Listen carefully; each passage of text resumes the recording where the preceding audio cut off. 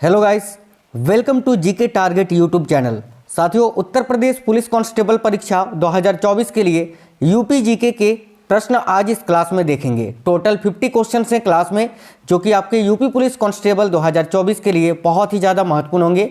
इस क्लास से आपके पेपर में आपको क्वेश्चंस 100% देखने को मिलेंगे, क्योंकि सारा ही क्वेश्चन मैंने सिलेक्टेड और इम्पोर्टेंट लिया है, वो क्वेश्चन जो कि आपको पूछे जाएंगे इस बार। तो चलिए शुरू करते हैं और देखते हैं महत्वपूर्ण उत्तर प्रदेश के सामान्य ज्ञान को। और आज की क्लास का पहला क्वेश्चन आपकी स्क्रीन पर है। तो आप सभी साथियों से मेरा रिक्वेस्ट है, वीडियो को एक लाइक कर दीजिए और अपने सभी दोस्तों तक जरूर शेयर कर दीजिएगा। तो देखिए, पहला क्वेश्चन है, क्षेत्रफल की दृष्टि से उत्तर प्रदेश राज्य का सबसे बड़ा जिला कौन सा है। तो देखिएगा, क्षेत्रफल की दृष्टि से उत्तर प्रदेश राज्य का जो सबसे बड़ा जिला है वो कौन सा है।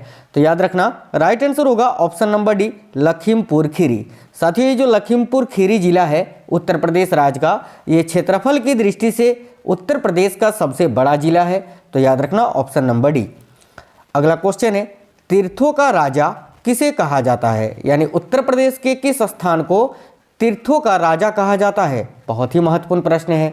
तो देखिए, तीर्थों का राजा उत्तर प्रदेश के किस शहर को कहा जाता है। राइट आएगा ऑप्शन नंबर बी, प्रयागराज को। याद रखिएगा, प्रयागराज को पहले इलाहाबाद के नाम से जाना जाता था, ये नया नाम है इलाहाबाद का, प्रयागराज। नेक्स्ट क्वेश्चन है, डोम राजा का महल कहाँ पर स्थित है। वेरी वेरी इंपॉर्टेंट क्वेश्चन है। तो देखिए, डोम राजा का जो ये महल है ये कहाँ पर स्थित है। तो याद रखना साथियों, डोम राजा का महल वाराणसी में स्थित है। राइट आएगा ऑप्शन नंबर सी, वाराणसी। आगे देखिए, नेक्स्ट है, उत्तर प्रदेश की प्रमुख वाणिज्य फसल कौन सी है।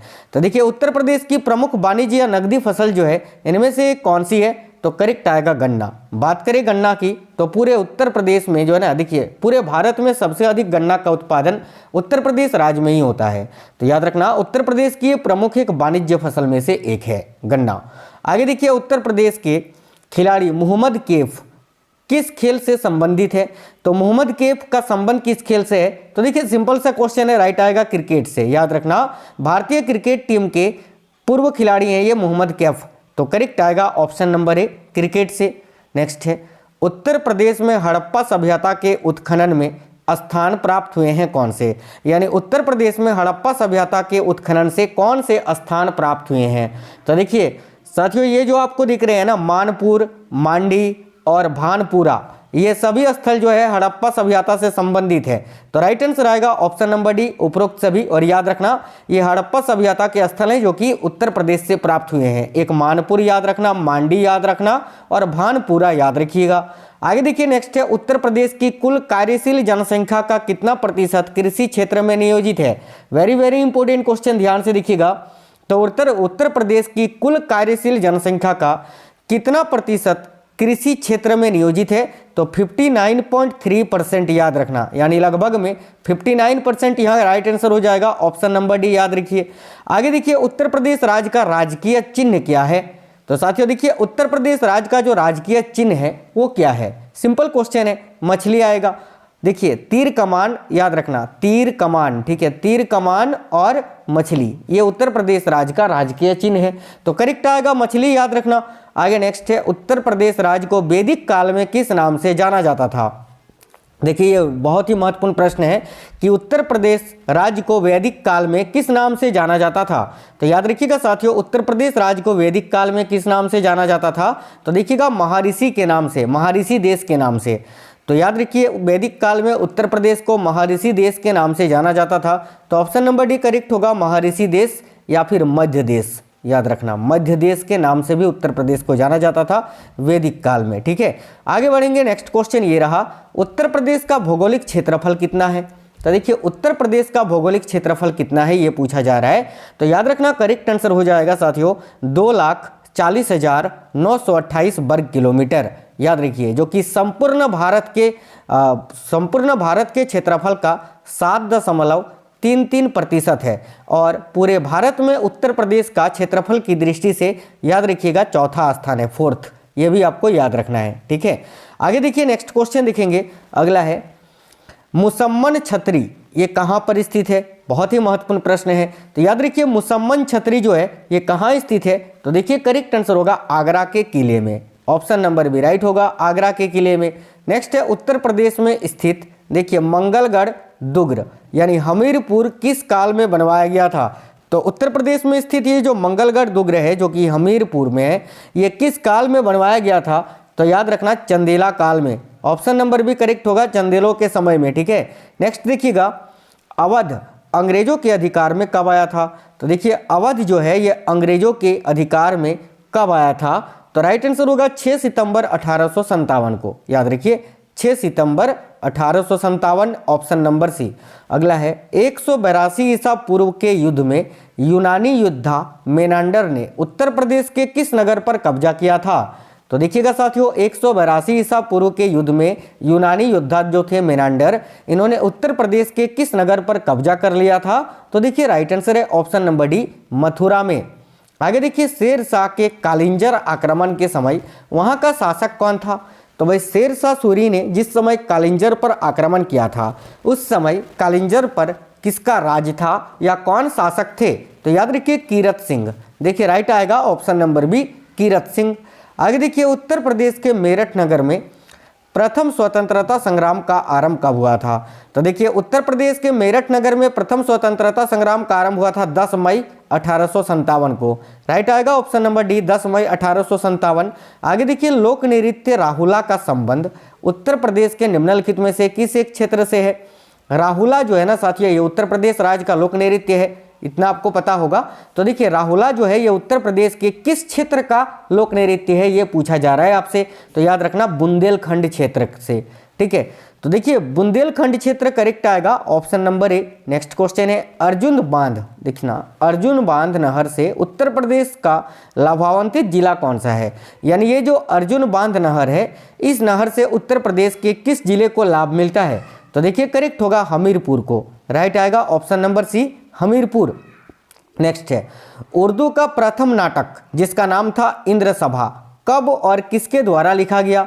तो साथियों देखिए उर्दू का प्रथम नाटक जो है इंद्र सभा ये कब और किसके द्वारा लिखा गया? तो याद रखिएगा मियां अमानत के द्वारा। कब?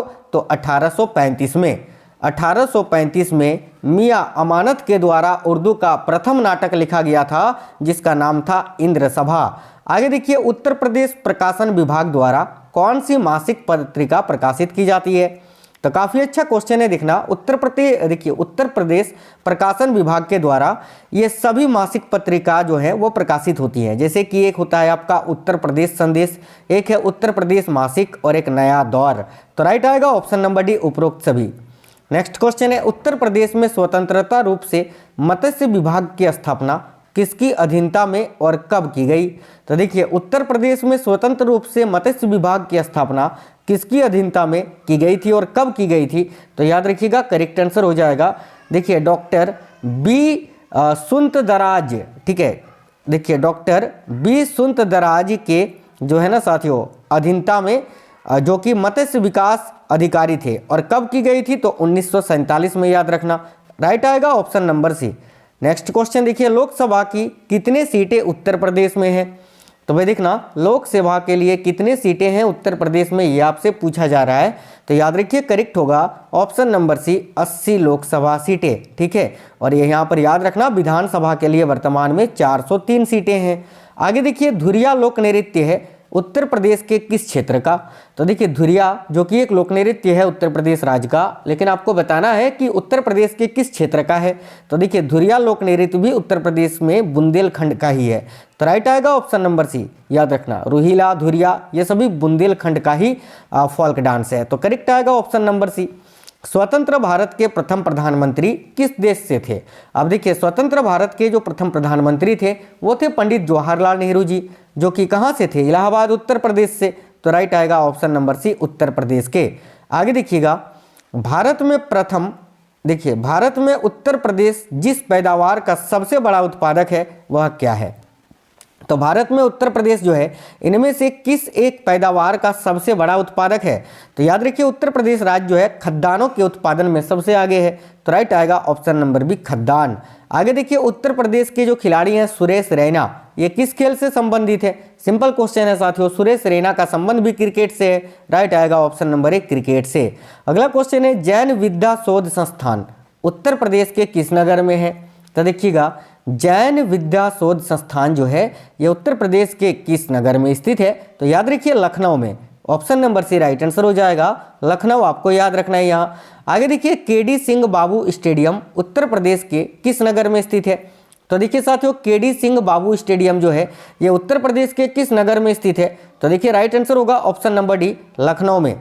आगे देखिए वाराणसी घराने की गायकी का जनक किसे माना जाता है? तो बहुत ही प्यारा क्वेश्चन है स्टैटिक जीके का। तो वाराणसी घराने की गायकी का जनक जो है ये किसको माना जाता है? तो पंडित राम सहाय जी को। ऑप्शन नंबर डी करेक्ट होगा, पंडित राम सहाय। अगला है उत्तर प्रदेश की किस जनजाति की उपजातियां कठारिया, डोगरा तथा राणा है? यानी उत्तर प्रदेश की इनमें से कौन सी जनजाति है जिनकी कठारिया, डोगरा तथा राणा जो है ये उपजातियां हैं? तो याद रखना थारू जनजाति की। साथियों थारू जनजाति की ही ये उपजातियां हैं, कठारिया, डिगोरा तथा राणा, याद रखना। आगे देखिए नेक्स्ट है उत्तर प्रदेश की कौन सी जनजाति बिजनौर जिले के ग्रामीण क्षेत्रों में निवास करती है? तो देखिए उत्तर प्रदेश के कौन सी जनजाति है जो कि बिजनौर जिले के ग्रामीण क्षेत्रों में निवास करती है? तो देखिए करेक्ट आएगा बुक्सा।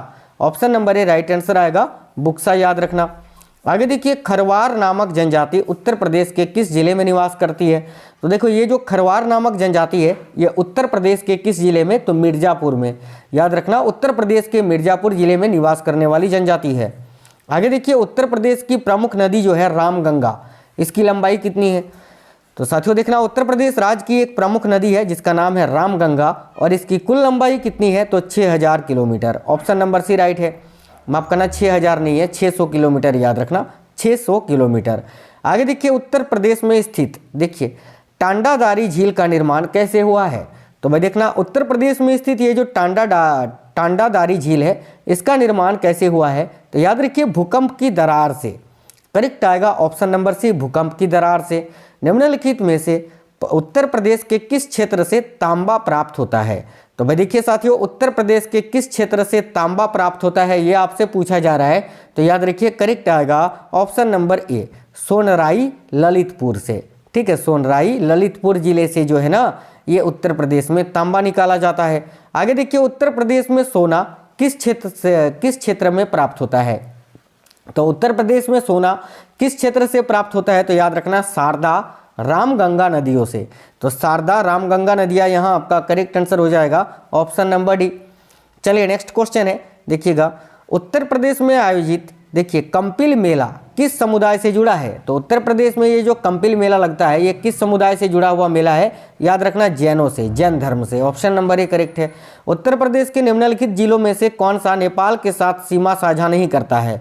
तो उत्तर प्रदेश के निम्नलिखित जिलों में से कौन सा एक जिला है जो नेपाल देश के साथ अपनी सीमा साझा नहीं करता है? तो देखिए करेक्ट होगा कुशीनगर। ठीक है, बाकी देखिए बलरामपुर, श्रावस्ती और लखीमपुर खीरी ये सभी उत्तर प्रदेश के साथ सटे हुए हैं, कुशीनगर नहीं है। ऑप्शन नंबर सी राइट होगा। उत्तर प्रदेश के निम्नलिखित किस ऐतिहासिक मेले में हिंदू और मुसलमान दोनों आते हैं? बहुत ही महत्वपूर्ण प्रश्न है, तो याद रखना करेक्ट आएगा नौचंदी मेला में। उत्तर प्रदेश का जो नौचंदी मेला है ना साथियों, इस मेले में हिंदू और मुसलमान दोनों धर्म के लोग आते हैं। आगे देखिए नेक्स्ट है काकोरी षड्यंत्र केस में प्रधान आरोपी पंडित राम प्रसाद बिस्मिल को उत्तर प्रदेश के किस शहर में फांसी दी गई थी? तो देखना राइट आंसर होगा गोरखपुर में, ऑप्शन नंबर बी। आगे देखिए निम्नलिखित में से किस वर्ष वर्तमान उत्तर प्रदेश का प्राय संपूर्ण क्षेत्र बंगाल प्रेसिडेंसी से अलग करके आगरा प्रेसिडेंसी के अधीन कर दिया गया था? तो देखना राइट आंसर होगा 1834 ईस्वी में, ऑप्शन नंबर सी।